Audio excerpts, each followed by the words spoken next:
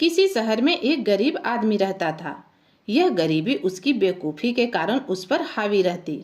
वो सारा सारा दिन गांव में फेरी पर सामान बेचता, मगर बेवकूफ़ी यह करता कि जितने का सामान वह खुद खरीदता उतने में ही अगले को दे देता।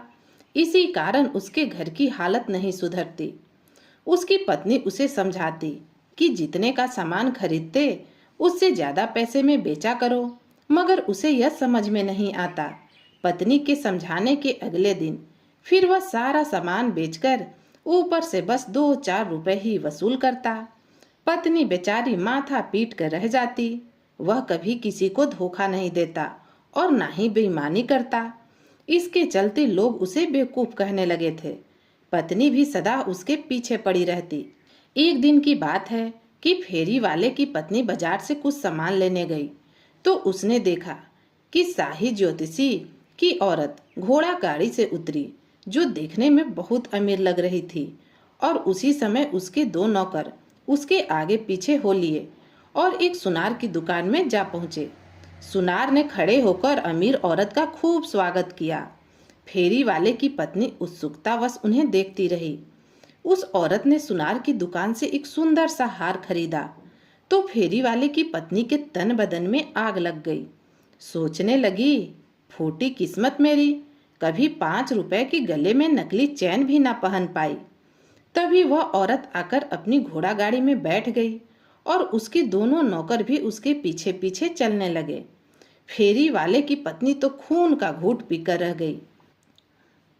फेरी वाले की पत्नी अपनी गरीबी का रोना रोती अपने घर पहुंची। घर आकर उसने ऐसा मुंह बनाया, ना तो खाना बनाया और ना ही कुछ काम किया। शाम को फेरी वाला घर आया तो उसने देखा कि घरवाली तो मुंह फुलाए चारपाई पर बैठी है। उसने अपनी पत्नी से कहा, अरे ओ भाग्यवान, यह क्या तमाशा लगा रखा है तुमने? न घर में दिया जलाया और न चूल्हे में आग जलाई।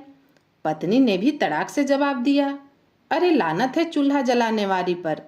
जिस दिन से तुम्हारे पल्ले बंधी हूँ, एक घड़ी का सुख नहीं देखा। कहाँ किस्मत फूटी मेरी कि मैं तुम्हारे घर ब्याह आई। यहाँ 2 कौड़ी की इज्जत नहीं। उधर शाही ज्योतिषी की पत्नी के ठाट बाट देखो। मैं कहती हूँ कि तुम भी शाही ज्योतिषी बन जाओ, ताकि जीवन का सुख ले लें। फेरी वाले ने कुरेद कुरेद कर सारी बात पूछी। उसने सारी बात बताई और फिर कहने लगी, अगर तुम शाही ज्योतिषी ना बने तो तुम्हारा घर बार छोड़कर चली जाऊंगी। अब तो फेरी वाले के होश उड़ गए। वो नरमी से कहने लगा, अरे पगली, ज्योतिषी बनना कोई आसान बात नहीं है। इसके लिए ना जाने कैसे कैसे नक्शे अलम गलम किताबें पढ़नी पड़ती है। ज्योतिषी बनना कोई मजाक थोड़ी ना है। पत्नी ने भी फिर झुंझलाकर कहा, मैं कुछ नहीं जानती। किताबें पढ़ो या मत पढ़ो, बस जल्दी से शाही ज्योतिषी बन जाओ, वरना मैं चली अपने घर। फेरी वाले ने सोचा कि कुछ दिन बकबक करके अपने आप चुप हो जाएगी, मगर उसकी पत्नी के सिर पर तो ऐसा भूत चढ़ा कि उतरने का नाम ही न ले रहा था। उधर बैठते खाते पीते सोते जागते फेरी वाला उस असंभव सी एक बात को सुन सुन कर थक गया था कि शाही ज्योतिषी बन जाओ, शाही ज्योतिषी बन जाओ। आखिर फेरी वाले ने तंग आकर एक दिन एक फटा पुराना बोरा उठाया। कुछ नक्शे लिए जिन पर सितारों की आड़ी तिरछी तस्वीर बनी थी, 1-2 ज्योतिष विद्या की किताबें जिन्हें वह किसी कबाड़ी से खरीद कर लाया, एक कलम और एक दवात लेकर बाजार में जाकर बैठ गया। वहां उसने एक तख्ती पर यह लिखवा लिया कि खानदानी ज्योतिषी भविष्य का सारा हाल पल भर में बता गया। संयोग से वो फेरी वाला जिस जगह अपना बोरिया बिछाकर बैठा था, वहीं राजकुमारी की दासी का घर भी था। आज सुबह दासी जब राजकुमारी को नहलाने लगी तो राजकुमारी ने अपने हीरे की अंगूठी नहाते समय उस दासी को दे दी। दासी ने वह अंगूठी दीवार की सुराख में तसल्ली से रखकर उसके ऊपर राजकुमारी के बालों का गुच्छा ठूस दिया। राजकुमारी को नहाने में काफी समय लगा। जब नहा धोकर राजकुमारी अपने कमरे में आई तो उसे अपनी अंगूठी की याद आई। उसने अपनी दासी को बुलाकर अपनी अंगूठी मांगी। अब दासी को याद नहीं रहा कि उसने हीरे की अंगूठी कहाँ रख दी। बदहवास होकर वह हर मुमकिन जगह अंगूठी को तलाशने लगी, मगर उसे अंगूठी ना मिली। राजकुमारी ने अपनी उस दासी से कहा कि अगर शाम होने से पहले अंगूठी ना मिली तो तुम्हें कैदखाने में डलवा दूंगी। अब तो दासी के होश गुम हो गए। रोती पीटती घर आई तो उसकी नजर फेरी वाले ज्योतिषी पर पड़ी। अब गरजमंद दासी को कुछ न सूझा तो वह सीधा फेरी वाले ज्योतिषी के पास पहुंची और रोते हुए कहने लगी, ए ज्योतिषी, भगवान के लिए मेरी मदद कर दो। कुछ हिसाब किताब लगाकर बताओ कि मैंने राजकुमारी की हीरे की अंगूठी कहाँ रख दी। अगर सूरज ढलने से पहले मैंने उस अंगूठी को वापस ना दी तो राजकुमारी मुझे कैदखाने में डलवा देगी। बेचारे ज्योतिषी को कुछ आता जाता तो था नहीं।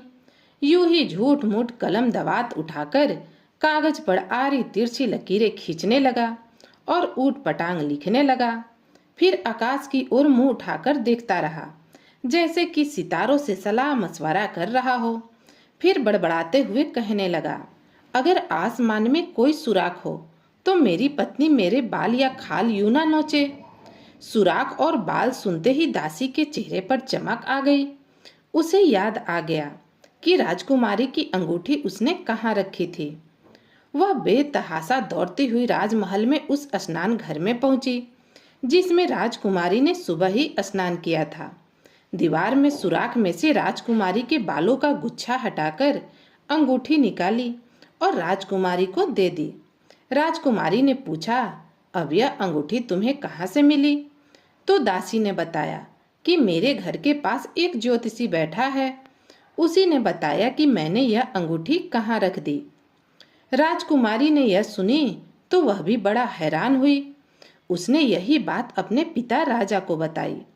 राजा भी इसी तरह के ज्योतिषियों की तलाश में रहता था।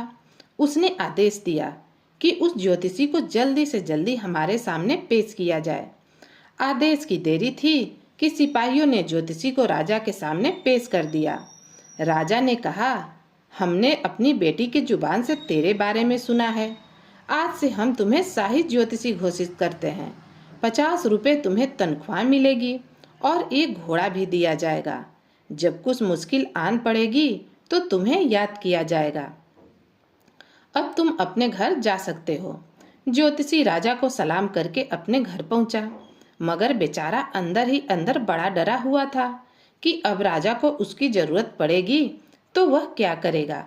पत्नी को सारी कहानी बताई तो वह खुशी के मारे उछल पड़ी और कहने लगी, देखो मैं ना कहती थी नजूमी बन जाओ। अब देखना हमारी कैसी इज्जत होगी सारे शहर में। हर आदमी को तुम्हारा डर रहेगा। सब तुम्हारे और मेरे सामने झुकेंगे। अब कुछ ही दिन गुजरे थे कि राजा को एक शरारत सूझी। उसने ज्योतिषी को अपने राज दरबार में बुलाया। ज्योतिषी बेचारा डरता डरता राज दरबार में पहुंचा। राजा ज्योतिषी को लेकर अपने बगीचे में पहुंचा। राजा ने चुपके से एक टिड्डा पकड़कर अपनी मुट्ठी में बंद कर लिया और ज्योतिषी से पूछने लगा, बताओ हमारी मुट्ठी में क्या है? ना बता सके तो सजा तुम जानते हो। ज्योतिषी ने एक नजर तो राजा पर डाली। उसे याद आया कि उसकी लंबाई कम होने के कारण कुछ लोग उसे टिड्डा मियाँ कहते हैं। वो झट से बोला, अब तो टिड्डे मियाँ की जिंदगी राजा की मुट्ठी में है। राजा ने इतना सुना तो हैरान रह गया और अपनी जल्दी से मुट्ठी खोल दी। टिड्डा उड़ गया। ज्योतिषी भी बड़ा हैरान हुआ और मन ही मन भगवान का लाख लाख शुक्रिया करने लगा कि जान बची तो लाखों पाए। मगर ऐसा कब तक चलेगा? वह सोचने लगा कि आखिर कब तक बकरे की माँ खैर मनाएगी। कोई ना कोई ऐसा दिन जरूर आएगा कि मैं राजा के सवालों के जवाब नहीं दे पाऊंगा और फिर मुझे सख्त सजा मिलेगी। अच्छा है इस काम से छुटकारा पालूं।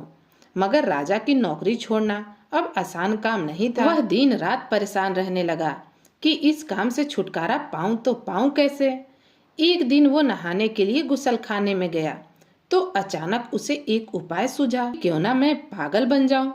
पागल बनने पर राजा मुझे खुद ही नौकरी से बाहर कर देंगे। वह नंगा ही गुसलखाने से निकलकर शहर की गली गली भागता हुआ सीधा राज दरबार में जा पहुंचा। राजा अपने कमरे में आराम कर रहे थे।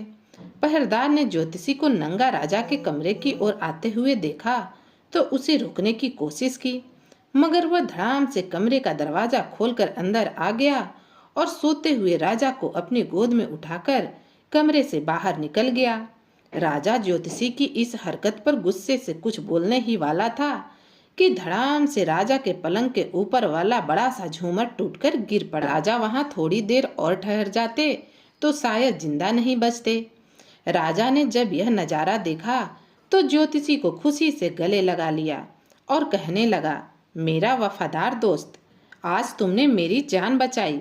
तुमने शायद ज्योतिष विद्या के द्वारा पता लगा लिया कि हमारे साथ कुछ ऐसा ही हो सकता है, इसलिए तुम नंगे ही दौड़े चले आए। अब हम तुम्हारी इस वफादारी पर बड़े खुश हैं। अब हम तुम्हें अपने परिवार के साथ राजमहल में रहने की अनुमति देते हैं। तो दोस्तों, कहानी यहीं समाप्त होती है। अगर आपको मेरी यह कहानी पसंद आई तो प्लीज़ लाइक और शेयर कीजिए, और अगर आप मेरे चैनल पर नए हैं तो प्लीज़ चैनल को सब्सक्राइब कर लीजिए। तो फिर मिलती हूँ एक नई कहानी के साथ। कहानी सुनने के लिए आप सभी का बहुत बहुत धन्यवाद।